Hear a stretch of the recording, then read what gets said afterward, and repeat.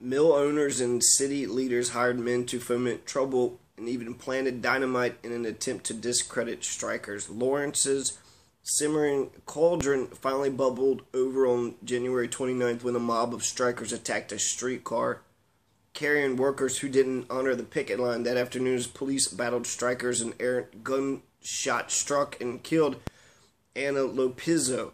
The following day, 18-year-old John Ramey died after being stabbed in the shoulder by a soldier's bayonet.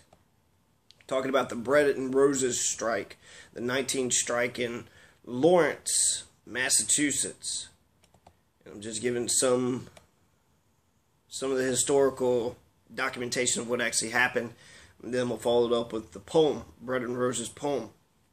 So it crescendos into with the city on a hair trigger, striking families sent 119 of their children out of harm's way to Manhattan on February 10th to live with relatives, or in some cases complete strangers who could provide food and a safe shelter. A cheering crowd of 5,000 greeted the children at Grand Central Terminal, and after a second trainload arrived from Lawrence the following week, the children paraded down Fifth Avenue. The children's exodus proved to be a publicity coup for the strikers, and Lawrence authorities intended to halt it. When families brought another 46 children bound for Philadelphia to the city's train station on February 24th, the city marshal ordered them to disperse. When defiant mothers still tried to get their children aboard the train and resisted the authorities, police dragged them by the hair, beat them with clubs, and arrested them as their horrified children looked in tears. The national reaction was visceral and marked a turning point in the Bread and Roses strike. President Taft asked his attorney general to investigate, and Congress began a hearing on the strike on March 2nd. Striking workers, including children who dropped out of school at age 14 or younger to work in the factories, described the brutal working conditions and poor pay inside the Lawrence mills. A third of mill workers whose life expectancy was less than 40 years died within a decade of taking their jobs. If death didn't come slowly through respiratory infections such as pneumonia or tuberculosis from inhaling dust and lint, it could come swiftly in workplace accidents that took lives and limbs. 14-year-old Carmela Tioli shocked lawmakers by recounting how a mill machine had torn off her scalp and left her hospitalized for 7 months. After the children's testimony, public tide turned in favor of the strikers for good. The mill owners are ready for a deal and agreed to many of the workers' demands.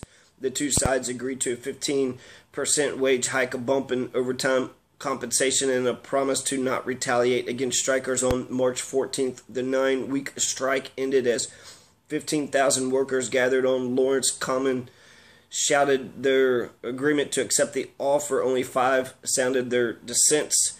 The Bread and Roses strike was not a victory for Lawrence workers.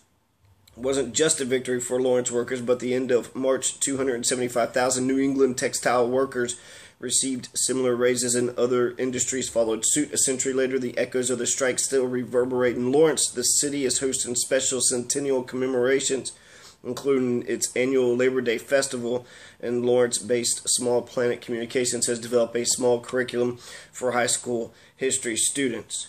So this is an amazing ordeal that happened. This actually happened. The strike began today, January 11th, in 1911. And, you know, solidarity, that's how working people gain. That's how working people, you know, were able to, not only did they want better working conditions and better pay, but they also wanted dignity, and that's the name Bread and Roses.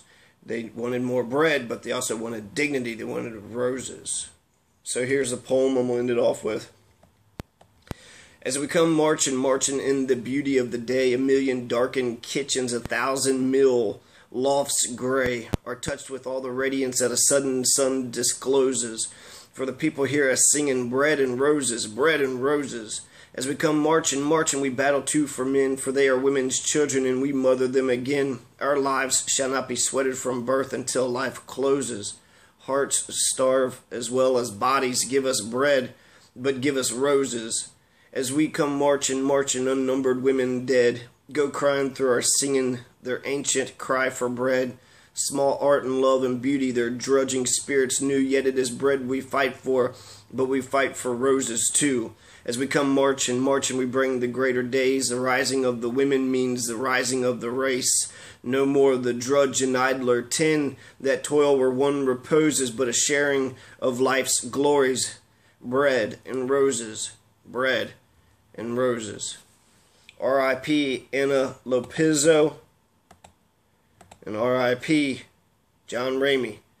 Those are two people that died in the strike. It just goes to show you how far the capitalists are willing to go to make sure not only will they pay their workers and do to their workers whatever the hell they want to do to their workers.